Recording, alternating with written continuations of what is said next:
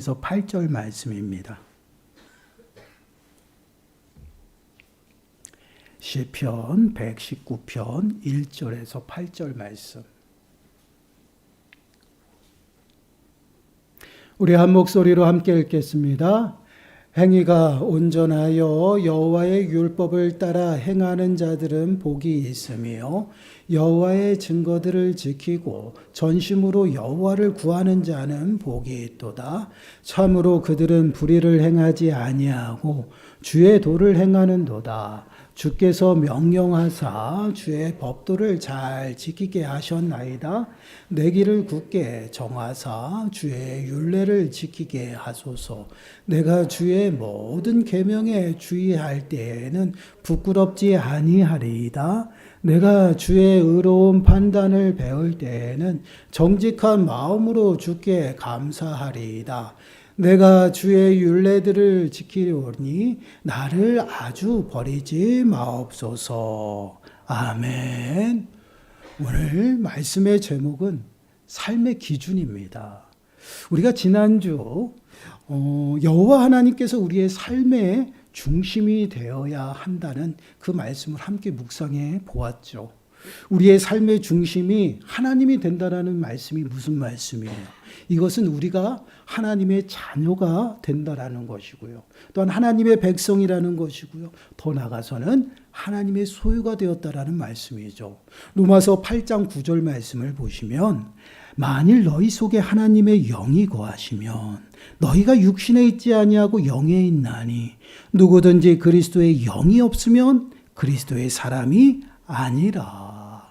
우리의 심령 가운데 그리스도의 영, 곧 성령 하나님께서 임하셔서 우리와 연합하여 함께 하신다라는 말씀이죠. 그렇기 때문에 그리스도의 영이 없으면 하나님의 사람이 아니에요. 그래서 그리스도의 사람은 어떻게 살아갑니까? 성령의 인도하심으로 살아간다라는 말씀이죠. 그러한 삶에 관해서 우리가 오늘 말씀을 통해서 함께 묵상해 보려고 합니다. 말씀을 통해서 우리의 삶을 좀 점검하는 시간들이 되셔서 우리의 삶이 무엇이 기준이 되고 있는지를 좀 우리 삶을 좀 점검하는 시간들이 되시길 바랍니다.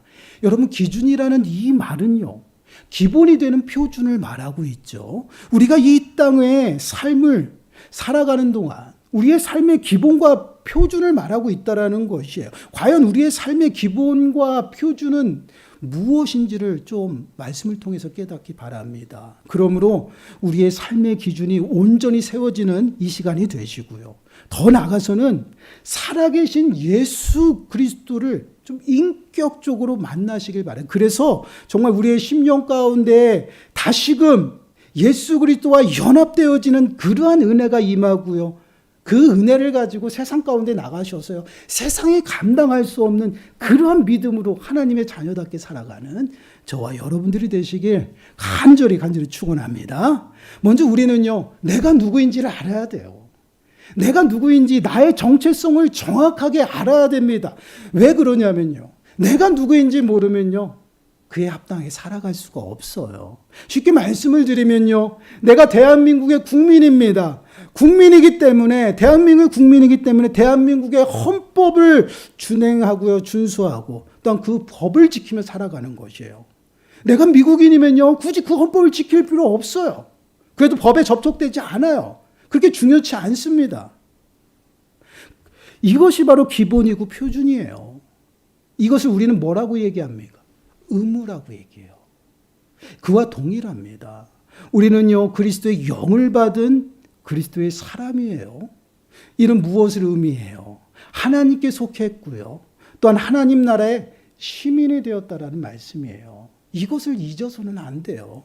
빌립보서 3장 20절 말씀을 보시면 그러나 우리의 시민권은 하늘에 있는지라 거기로부터 구원하는 자 곧 주 예수 그리스도를 기다리노니. 우리는 어디에 시민권이 있다라고 말씀을 하고 있어요? 하늘에 있다라는 것이, 이 말씀이 무엇이에요? 우리는 하나님의 백성이고요, 하나님 나라의 백성, 하늘의 시민이라는 말씀이에요. 그러면 어떻게 살아가야 할까요? 우리는 어떤 법이 있을까요? 여러분, 로마서 8장 2절 말씀을 보시면 이는 그리스도 예수 안에 있는 생명의 성령의 법이 죄와 사망의 법에서 너를 해방하였음이라. 성령의 법이 우리를 사망의 법에서 해방하였다라고 말씀을 하고 있어요. 이 말씀은요, 우리가 죄와 사망의 종노타며 살았었는데 예수 그리스도로 말미암아 이제 죄와 사망에서 구원받았고 이제는 영원한 삶 가운데서 살아간다라는 것입니다. 육신에 속해서 살아가는 것이 아니라 영에 속해서 영의 사람이라는 것이에요. 우리를 그러면 어떻게 불러요? 우린 영에 속했다라고 말씀하고 영의 사람이라고 표현하는 것이에요. 그래서 이는 하늘의 시민이 된 우리가 성령의 법 아래서 살아간다라는 말씀이에요. 하늘의 법을 따라야 한다라는 것이고요. 성령의 인도하심으로 살아간다라는 것이에요. 이러한 말씀이 바로 성령의 법대로 살아간다라는 것이에요. 결국은 하늘의 법을 따르는 것이죠. 이것이 하늘의 시민으로서의 뭐예요? 의무고 책임이에요. 그럼 성령의 법은 무엇을 말할까요? 여러분, 출애굽 사건을 좀 떠올리기를 바랍니다. 하나님께서 이스라엘 백성들을 애굽에서 구원하셨죠. 그리고 그들을 시내산까지 인도하셔서 시내산에서 그들에게 율법을 주셨어요. 더 정확하게 말씀을 드리면요, 이스라엘 백성들과 하나님께서는요, 시내산에서 이제 언약을 맺어요. 그 언약이 무엇이냐면 여호와 하나님께서 이스라엘 백성들의 하나님이 되는 것이고, 또한 이스라엘 백성들이 하나님의 백성이 되어지는 약속이에요. 그 약속을 하시면서 그들에게 그 약속을 먼저 체결하기 전에 그들에게 주시는 것이 무엇이냐면 너희는 이렇게 살아야 된다라면서 십계명을 주셨던 것이에요.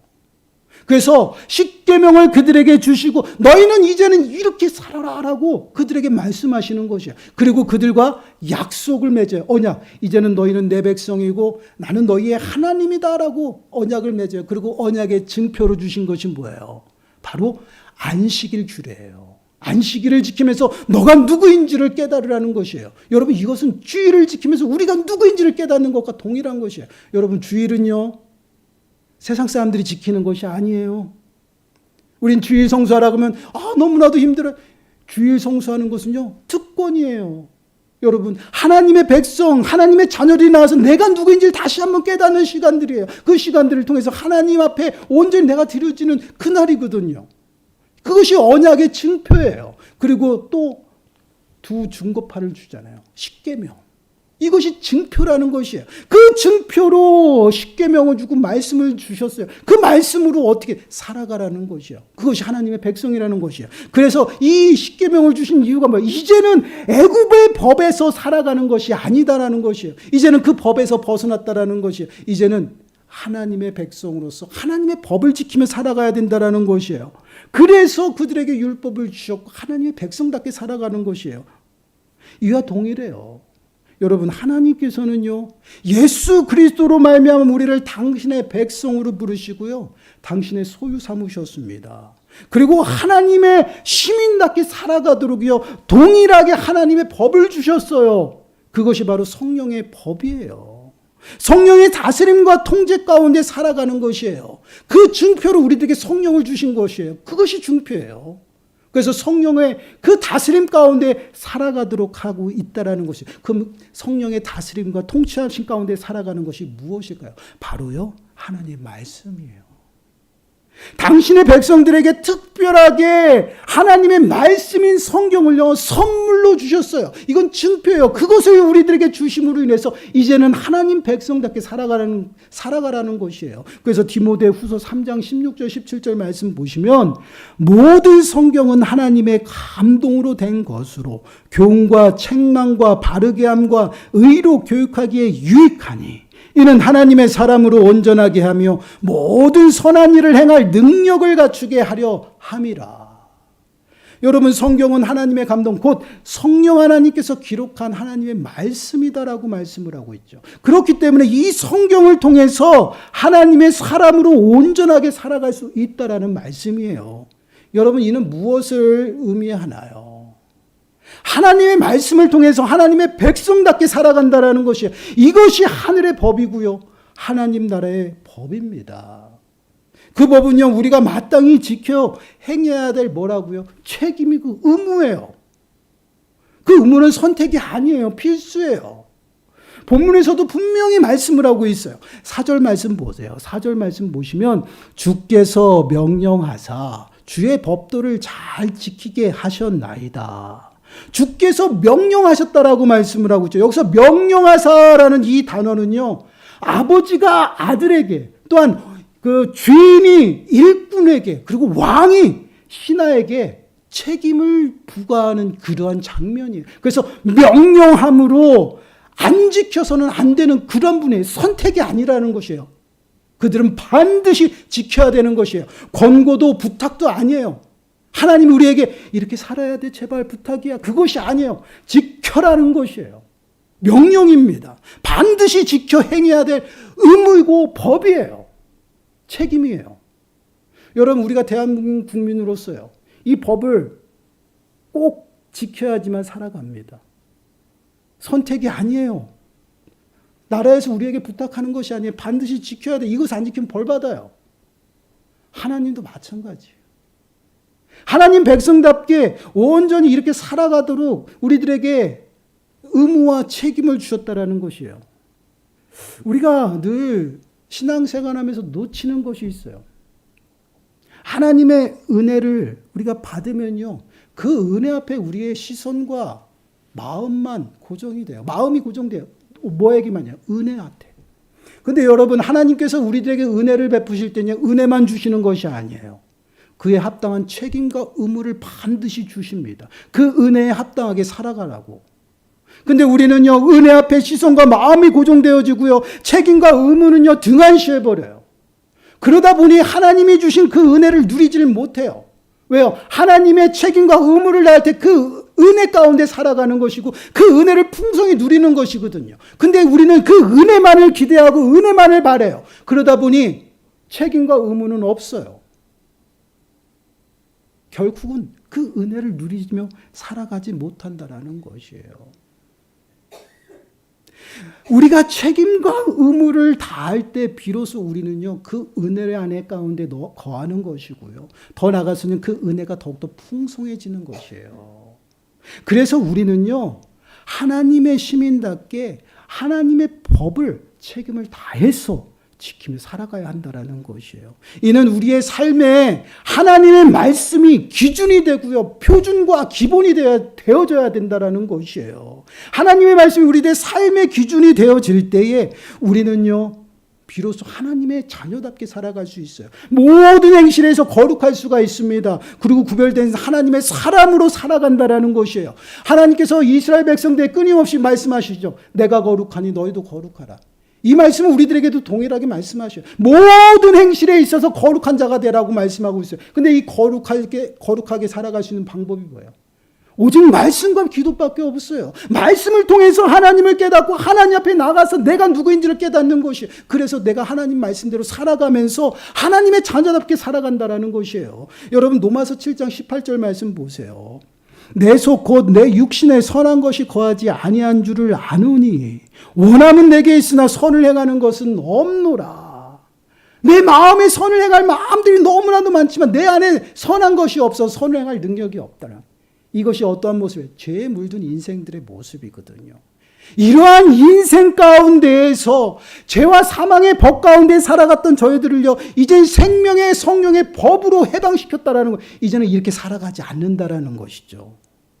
영에 속해서 하나님의 시민으로서 살아가요. 그런 인생들이요, 이제는 하나님 말씀대로 살아가면서 선한 일을 갖추며 살아가는 것이에요. 그래서 하나님의 말씀을 순종하며 살아가는 그러한 자들이 하나님의 사람으로 온전하게 살아가는 것이에요. 선을 행할 능력을 갖추게 하는 것이에요. 무엇이요? 하나님의 말씀이. 그래서 바로 하나님의 말씀이 우리들의 삶의 기준이 되어져야 된다는 것이에요. 왜 신앙생활하면서 세상 가운데도 우리들의 삶 가운데서 능력이 나타나지 않을까요? 여러분, 은혜는 계속 부어지고 있는데 그 은혜만 보고 그 은혜만을 누리려고 해요. 그러다 보니 빈 껍데기가 되는 것이에요. 우리가 책임과 의무를 다함으로 인해서 그 은혜에 합당하게 살아가면 그 은혜가 점점점 우리들의 삶 가운데서 풍성해지는데, 그 능력으로 나타나는데 그렇지 못하다라는 것이에요.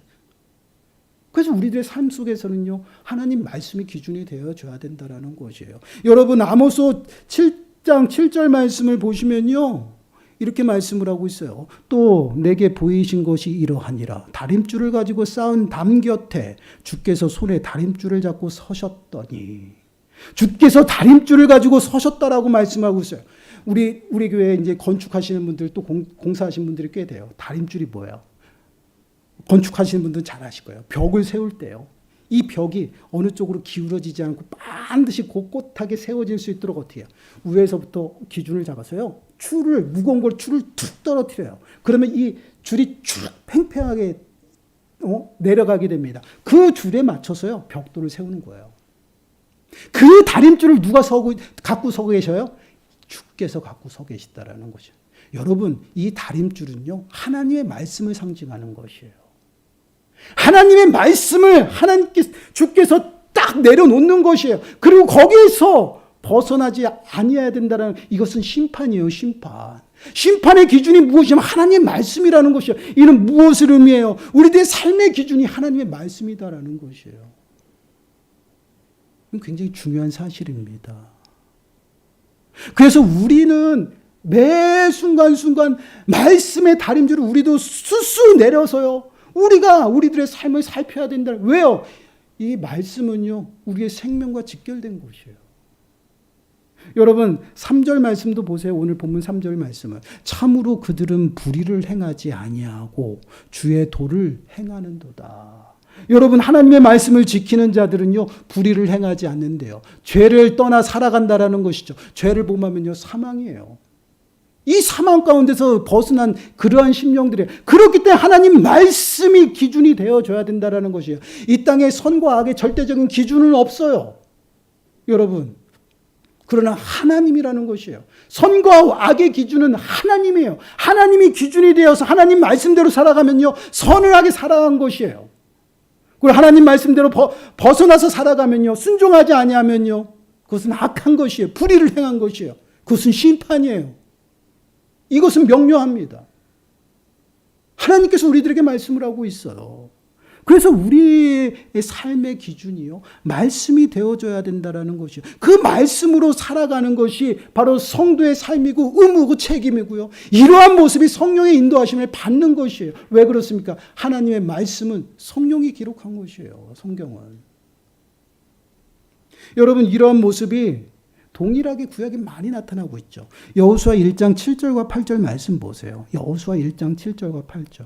오직 강하고 극히 담대하여 나의 종 모세가 네게 명령한 그 율법을 다 지켜 행하고 우로나 좌로나 치우치지 말라. 그리하면 어디로 가든지 형통하리니 이 율법책을 내 입에서 떠나지 말기 하며 주야로 그것을 묵상하여 그 안에 기록된 대로 다 지켜 행하라. 그리하면 네 길이 평탄하게 될 것이며 네가 형통하리라.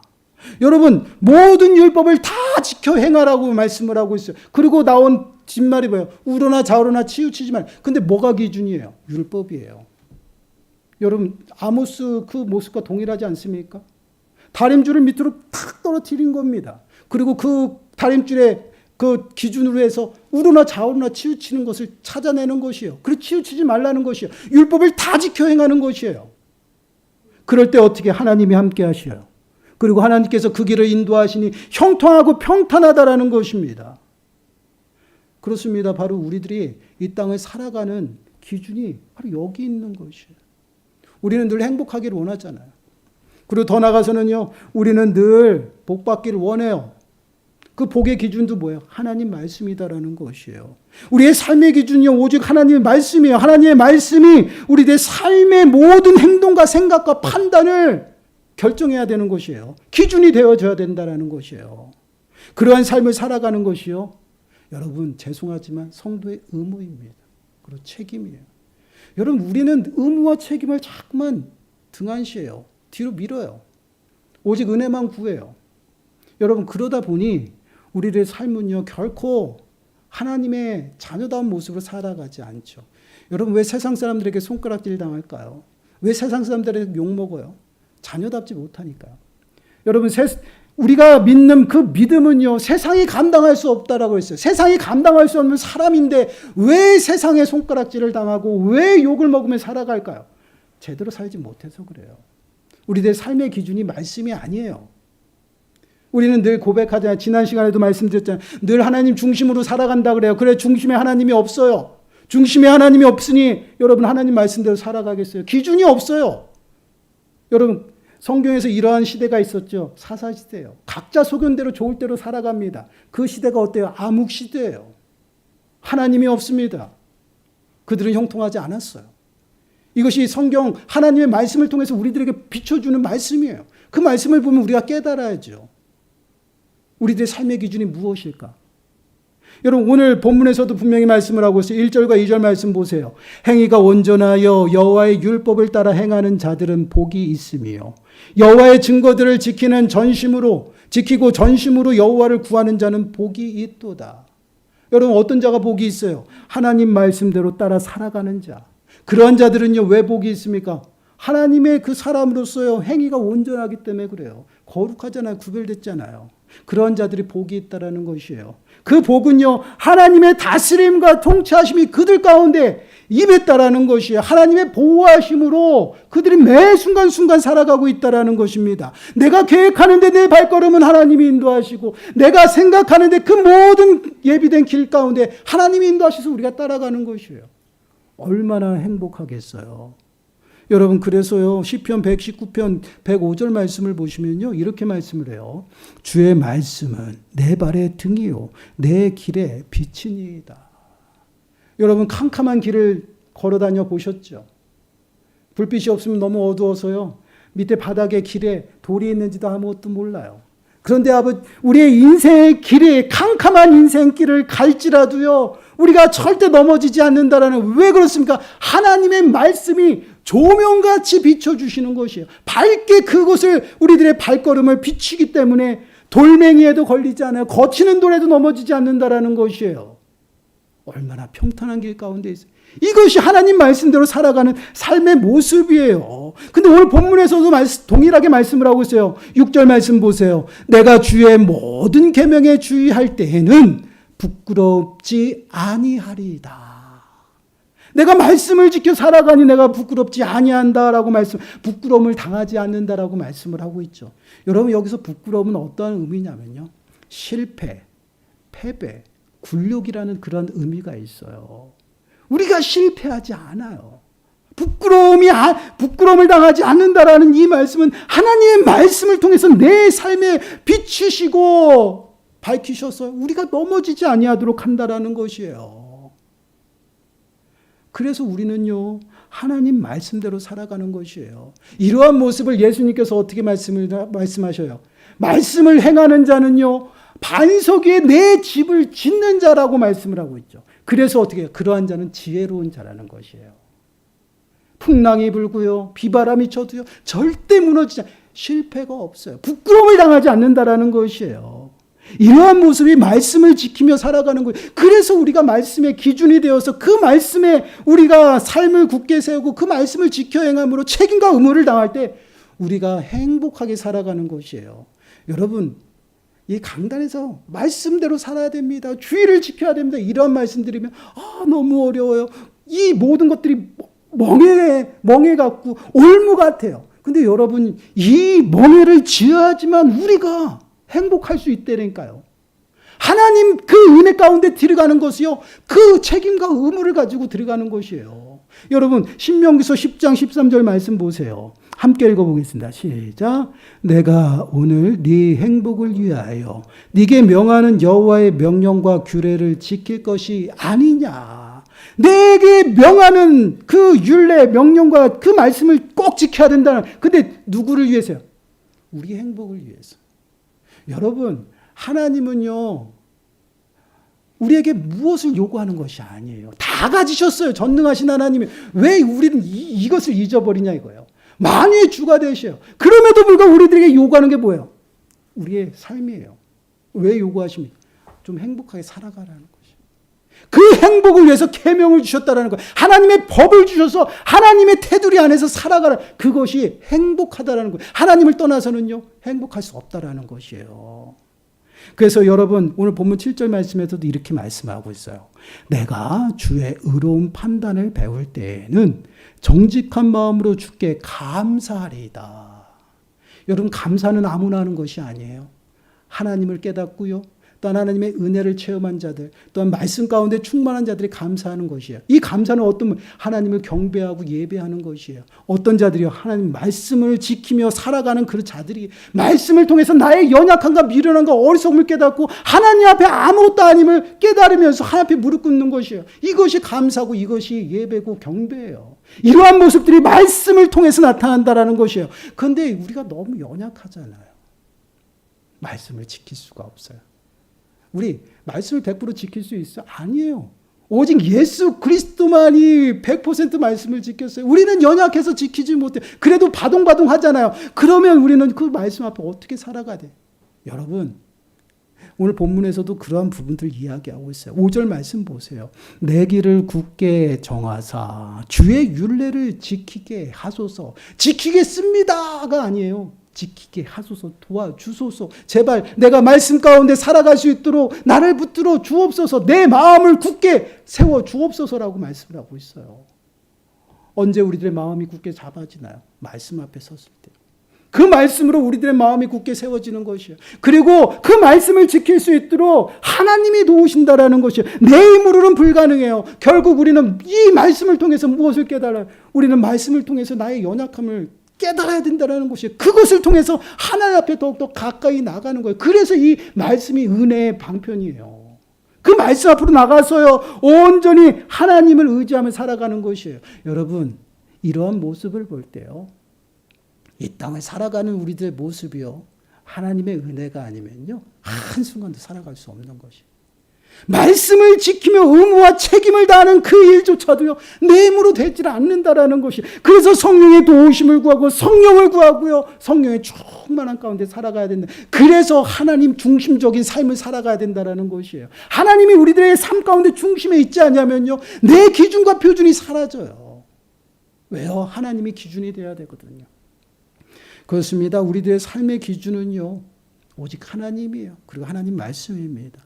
우리가 생각하는 것도요, 하나님의 기준으로 생각해야 돼요. 이게 영에 속한 사람들이에요. 우리가 무엇을 결정할 때도요, 우리가 매 순간순간 결정에 그 삶을 살아가죠. 그 결정도 무엇이 기준이 돼야 돼요? 하나님과 하나님 말씀입니다. 그 말씀으로 우리가 기준으로 삼고 그 말씀을 통해서 우리가 살아갈 때 우리들의 삶이요, 결코 부끄러움을 당하지 않는다라는 것이요. 우리들의 삶에 말씀의 다림줄을 내려놓고요, 그 말씀에서 우로나 좌우나 치우치지 아니하도록 날마다 살피며 살아가는 것이요. 그럴 때 우리들의 삶이요, 늘 하나님과 동행하고요. 그 하나님과 동행하는 삶이 어떤 삶이에요? 하나님 나라예요. 우리들의 삶 가운데 하나님의 나라가 임하는 것이에요. 그리고 더 나가서요, 하나님의 풍성한 은혜가 더욱더 풍성해지는 것이에요. 왜요? 하나님의 은혜 가운데 있기 때문에. 하나님의 붙드심의 인도하심 가운데 끊임없이 살아가는데 우리가 넘어질 수가 있을까요? 하나님의 나라는 절대 무너지지 않아요. 하나님의 나라가 우리들의 심령 가운데 임했어요. 그 나라가 우리들의 삶 가운데 더욱더 풍성해지는 거죠. 이러한 삶을 살아가도록 우리들에게 말씀을 주신 것이고 그 말씀을 지켜 행하라는 것이에요. 그래서 우리는요, 그 말씀을 가까이 하고 주야로 묵상하며 살아가야 돼요. 말씀이 아니면 우리들의 삶은, 우리들의 신앙은요, 사라져요. 여러분, 이 말씀은요, 우리의 영의 양식입니다. 양식을 먹지 아니하면 어떻게 될까요? 여러분, 굶어 죽어요. 우리들의 영을 굶어 죽이고 있다라는 것이에요. 말씀 앞에 서지 않는 것은 우리의 영을 죽이고 있다라는 거예요. 생명이 없어요. 그래서 말씀을 가까이 하고 말씀 앞에 순종하며 살아가야 한다는, 그래야지만 우리들의 신앙이 성장하고 자라나는 것이에요. 그리고 믿음 가운데 하나님이 기뻐하시는 그리스도의 장성한 분량만큼 살아가는 것이에요. 이것이 성도들의 삶의 모습입니다. 그래서 말씀이 우리들의 삶 가운데 살아 움직여야 돼요. 우리들의 삶을 좀 점검해 보시길 바라요. 우리는 정말 우리들의 삶의 기준이 무엇인지를 좀 돌아보시기 바라요. 그리고 우리는 얼마나 진짜 말씀 가운데 그 말씀을 사모하여 가까이 나아가는지, 그 말씀 앞에 순종하며 우리가 정말 책임과 의무는 다하고 있는지 우리가 좀 돌아보시기 바라요. 아니, 지금 이 시간 여러분, 이 예배를 드리면서 여러분들이 말씀 앞에 온전히 굳게 서 있는지 한번 돌아보시기 바라요. 말씀 듣는 이 시간 말씀 앞에 온전히 그 말씀이 하나님의 말씀이라고 믿음으로 받고 있는지 한번 돌아보시기 바라요. 여러분, 예배의 핵심은요, 말씀과 기도예요. 찬양은 하나님을 앞에 경배드리는 우리들의 섬김의 모습이고요. 더 나아가서는요, 그 섬김이 조아리는 것이에요. 조아리는 것이 무엇이에요? 그 주인 앞에, 왕 앞에 그 뜻을 알기 위해서 조아리는 것이에요. 들어야 되는 것이에요. 그래서 말씀을 들어야 돼요. 말씀을 듣지도 않고 그냥 왔다 가면요, 예배에 실패한 거예요. 죄송한 말씀이지만. 그래서 예배에 나올 때는요, 기도하고 준비해야 돼요. 오늘은 하나님이 무엇을 말씀하시고 하나님의 뜻이 무엇인지 분별할 수 있도록 지혜를 내고 성령을 부어달라고 기도하는 것이에요. 근데 말씀을 들을 때 말씀 앞에 집중도 안 하고, 여러분, 이게 예배자의 모습입니까? 더 나아가서는요, 예배를 방해해요. 왜 그러한 모습들이 나타납니까?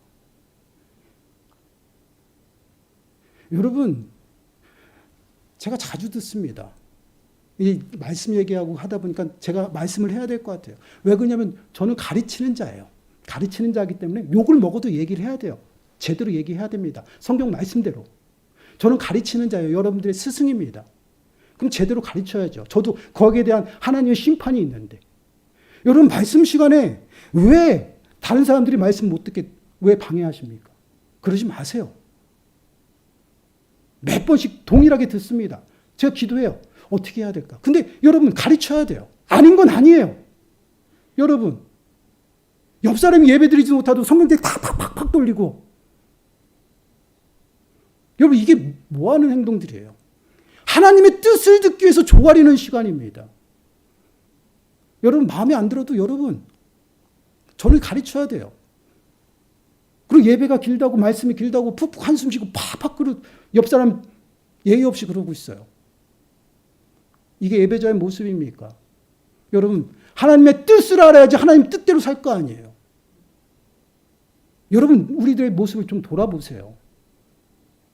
이 자리에 왜 나왔습니까? 하나님의 뜻을 듣기 위해서 나왔어요. 하나님을 예배하게 나왔습니다. 그러면 하나님 앞에 나가서 조아려야죠. 여러분, 교회는 건물이 아니에요.